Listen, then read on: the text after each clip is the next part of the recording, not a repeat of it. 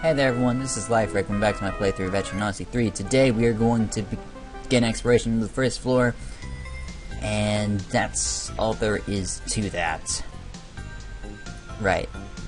So let's just go on and leave. I'm going to go to the forest entrance and begin our explorations of the labyrinth. Now this is a very pretty place, and most of the game takes place here, so you will learn to love it. First we get some pretty artwork and the details of where we are. Glorious, beautiful start, and you're dumped in immediately. Okay, let's pretend I don't really know how what's going on. Stepping the unyielding forest known as the Etrian Labyrinth. Know that many explorers have lost their lives in this hall. It's surprisingly beautiful. Breathtaking flowers here are enough to make you feel as though you're simply out for a nature walk. But we mustn't let our guard down for even a moment. Go forth and explore, always remembering that this place is fundamentally dangerous. Right. Oh, we can totally check this wall, and it's going to tell me that we could probably get through here, but not from this way. Oh, shucks. Let's just mark that there with the double sideways arrows to mark shortcuts. In the first two stratums, shortcuts are signified by blue flowers. If you see blue flowers, there's a shortcut there. Sometimes they're only visible from one side, but regardless, there's a shortcut there. So take note of them, and every time you see blue flowers, make sure to mark down that you know that it is a shortcut. And it's going to remind us that we have 3 skill points that we can allocate. And we're going to go to these crossroads. While appreciating the roar of the nearby cataract, which I'm assuming is those waterfalls in the back, you find a guard alone in the crossroad. Heard there'd be newcomers, and he's going to tell us how to draw the map. Now this is very important. So X is going to be your zoom button, so while you're exploring, having this up will allow you to edit the map, having this back will allow you to see the map and scroll through the other layers of the map and to, you know, play the autopilot. That's about it. So usually you're going to have it zoomed in. You're going to have it zoomed out when you need a nice pretty look at it. Tells us that we can draw the walls like so. Drawing walls is a very easy thing to do. I'll go ahead and even finish the room that we were just in. Like so. And it's going to tell us that we have icons and memos. So we have like events and stairs and the shortcuts that I've already placed. So that's very simple. And then there's autopilot, which allows you to move automatically. And I'll show you that off in just a second. And yes, we do understand. Do as the guard says. Now before we do that, let's go ahead and demonstrate how the autopilot works. Essentially, you lay down these autopilot arrows, and you press this play button, and when you walk on any of those arrows, they will automatically move for you. Not very practical for moving around normally, but if you've already explored a place and you just kind of want to not have to mess with the D-pad, then it's very efficient. It's very useful. Has a lot of uses. So we continue our exploring thus. If you were paying attention, you saw the blue flowers. So we know there's a shortcut there, so we don't necessarily need to go out of our way to go touch it, so we'll just ignore it for now. Have our first treasure chest here. It's going to contain a nectar, which is a revival item. Very handy to have around. And once you unlock, for most shortcuts, not all shortcuts, for most shortcuts are 2 ways. So after you unlock it from the other side, you can quickly go through it from the other side, so you can go through either side. After you unlock it, going through the first side. I'm pretty sure I established this. And then you can move on with your merry way. First fight, double fanged fish, typical first fight. Excuse me. But fanged fish are kind of a very easy enemy that you can just wail on and win. However, if you want to win efficiently, you get to learn weaknesses and stuff. Thankfully for me, I know most of the weaknesses of most of the mobs in the game, or mooks if you will. So I can simply tell you that if you have any character that is using a mechana, they can one-shot these fanged fish. Any character that can use one. So I always recommend, if you have a club user, to just have them one-hit kill one fish and then have everyone gank the other one. So it works like thus. So Kira is going to totally smash that thing into the ground, and then everyone else can slash and stab their way through the other one. Very, very simple. Another thing about treasure boxes, actually, is that I like coloring or painting the tiles they're on based on whether I've A, obtained them, or B, if they're locked. So, if they're not painted, that means I haven't touched them yet. If they are painted, that means I have gotten the item inside. And if it's painted red, that means that the chest is locked and I don't have access to it. Simple enough. Let's go down this way. This looks like a dead end. Let's not mess with it. And we'll continue on forward. Probably because I know that's a dead end that doesn't actually have anything in it. And I'm just gonna tell you now, I do know most of the paths that are dead ends, but I can tell you that most paths do have at least some sort of purpose to them, even though this sign would tell you otherwise. Most dead ends do have a purpose. Most. There are still those purposeless dead ends that don't lead anywhere. This is a shortcut. This is the other side of the shortcut. As I mentioned earlier, the blue flowers don't necessarily indicate that the shortcut is present, or the absence of flowers does not mean there's not a shortcut there. It's just that you can't see it. Alright, that was not pleasant, but we'll live. Trust me, Amino won't die from this encounter. Due to the way the AI attacks, your low health characters are actually less likely to be attacked than you think. That's not to say don't pay attention to them or that they're not in danger, it's just that in this game it's actually, you are less danger than you think you are.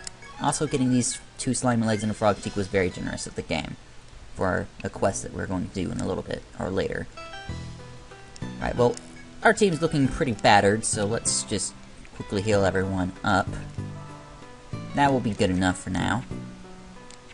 And we continue on without further incident. Now, what happened with those frogs is that they got a blindside in, which means they got to move before we could. There are ways to prevent blindsides and to lessen the chances of them occurring, which can be important for later, and there's also likewise with you gaining preemptive attacks, which I'm sure we'll get one eventually. Alright, well that's just minor inconvenience, we don't have to worry about that.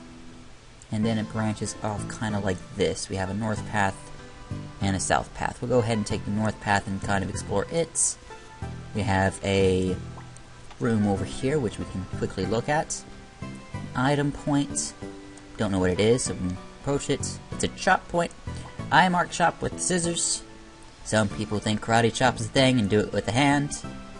It's your choice. After all, you are the one who makes the map. Let things I say not really influence you. And that's another beautiful thing about Etrian Odyssey 3. Everyone's going to draw about the same map, but not always the exact same map.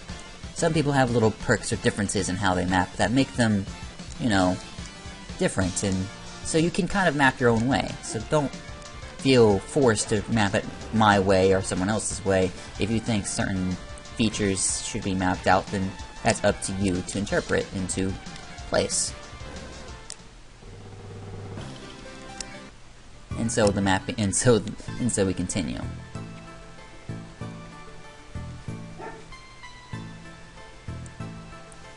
Alright, we seem to have approached another dead end.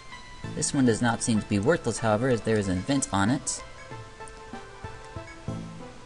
Don't seem to be any monsters. This seems like an ideal spot to rest, but continuing our exploration seems more important. So this is essentially a quest location, and locating these things before you actually have the quest is a mixed blessing. But it's very nice to know that it's there, so I don't have to go hunting down for it later.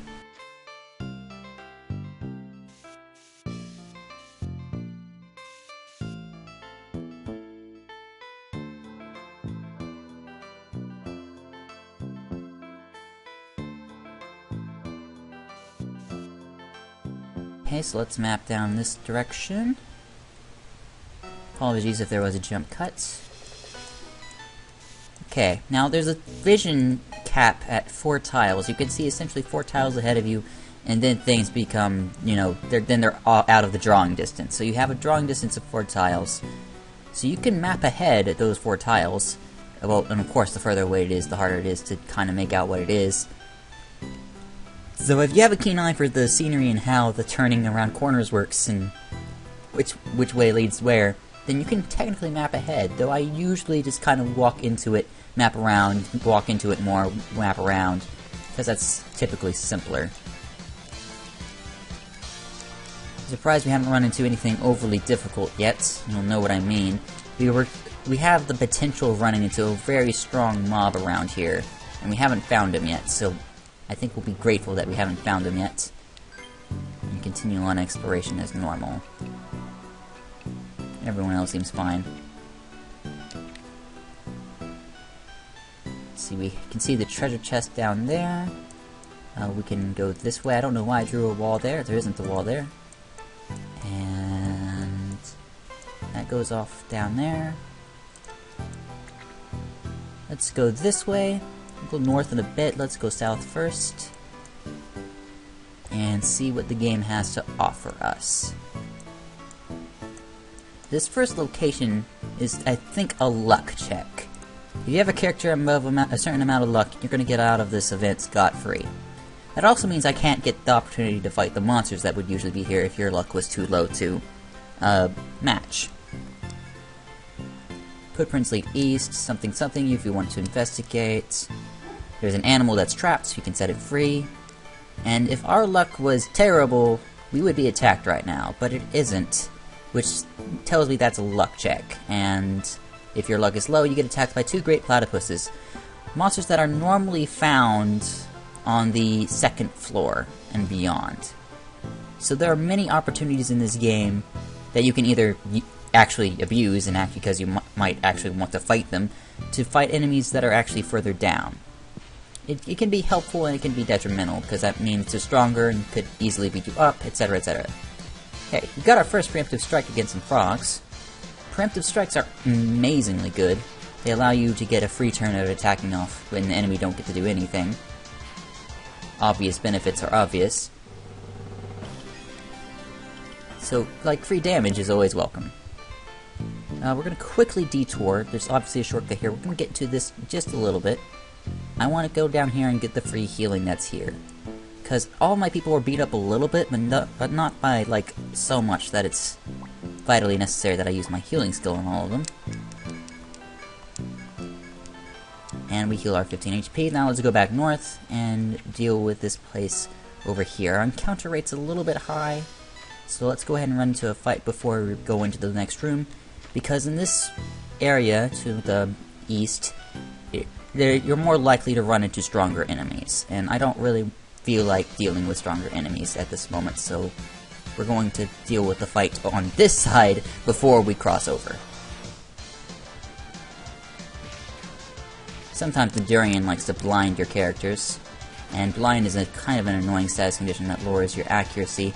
He hasn't done it yet, so he missed his chance to do it. I think he just tried to do it there. But blind can be kind of an annoying status, but we won't worry about it until he actually inflicts it.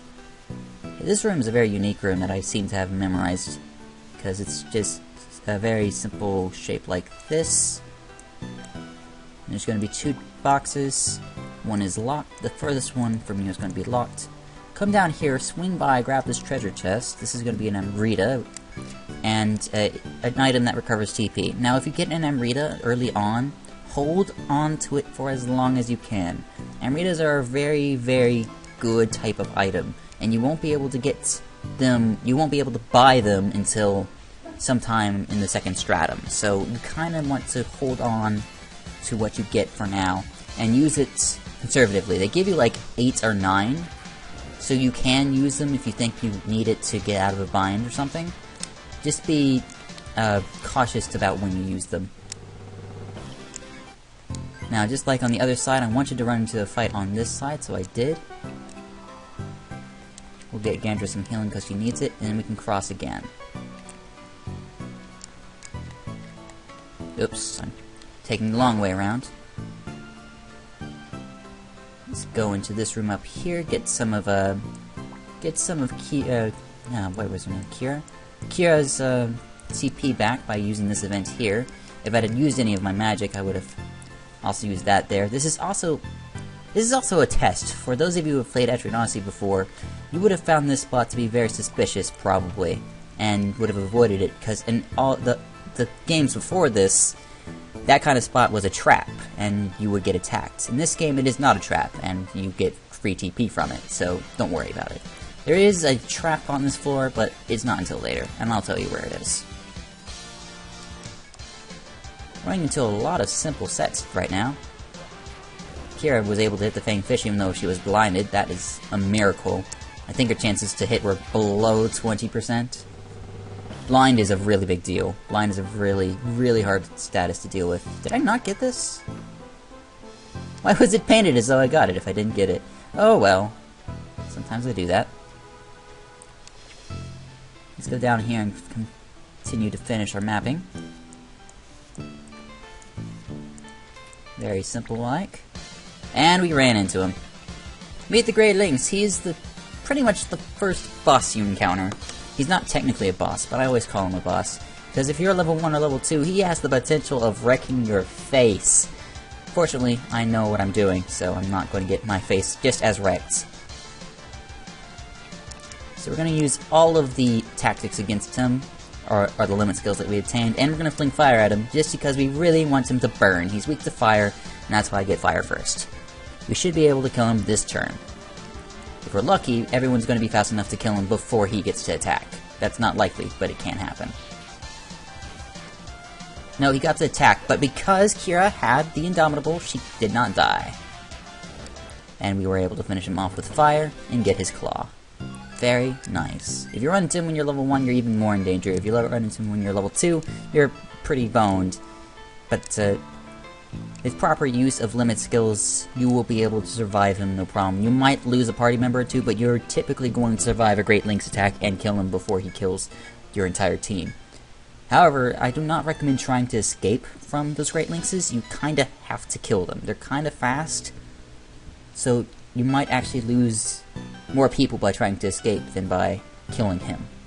We got a level up a while ago, and I haven't allocated the skill points, so I'm going to go ahead and do that now. No, let's not get Shield Mastery, we need to get this first level in Line Guard. I think I was going to put it in Bodyguard, but I think Line Guard's a little bit more important right now in case we run into a Lynx again. We get the Ice Star level, and we get the Camp Mastery level.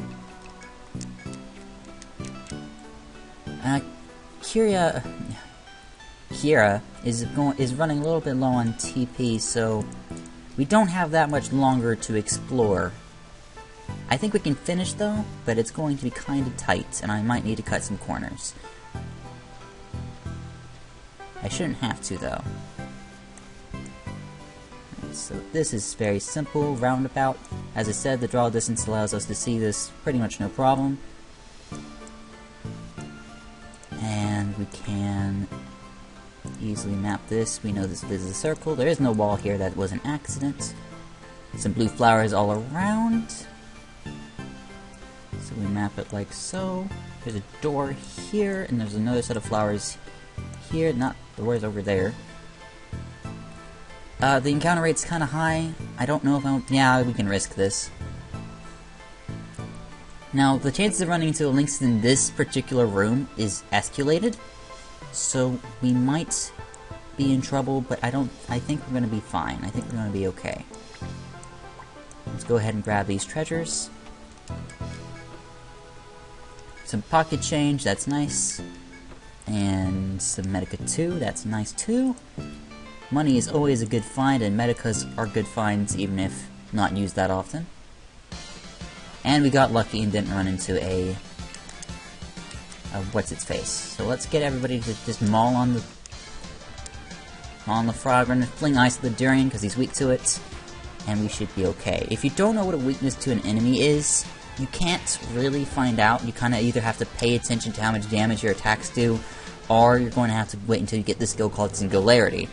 When you get a skill, when a Zodiac has Singularity, which is this skill, where here, it's somewhere in this skill tree. It's probably at the top. Here it is. When a character has Singularity, it's going to give you a small beep for when your attack is super effective, or if the opponent is weak to your attack. And that's how you can learn what weaknesses are. That's how I learned how weaknesses are the first time I played through the game, and how I learn on the spot what an enemy's weakness is if I forget it. And with that, we have explored the entirety of the first floor, kind of. Finish this off, I'm going to fill in the remaining spaces with yellow paint.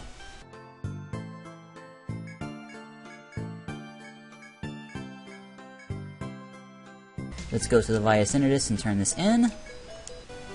And we'll get our nice, clean reward for passing the first test, and we'll be given access to further in the floor. And we also get access to voyages and quests, both of which are very, very good things to have around. Going to level 3, we'll quickly allocate the skill points because the plan has not changed. Access Triumphant Cry, which is good. Form Key to higher levels, we can get Bodyguard to 1. Get Volt Mastery to 1. Get... oh, where is it? Can't Mastery to 3. We're not going to get Waste Not just yet, and want Slap Awake as soon as possible. And that will do that. No new missions, so we're just free to go wherever we want. I think I'm going to do Inverport next time. Let's go ahead and drop by the bistro and get these quests out of the way.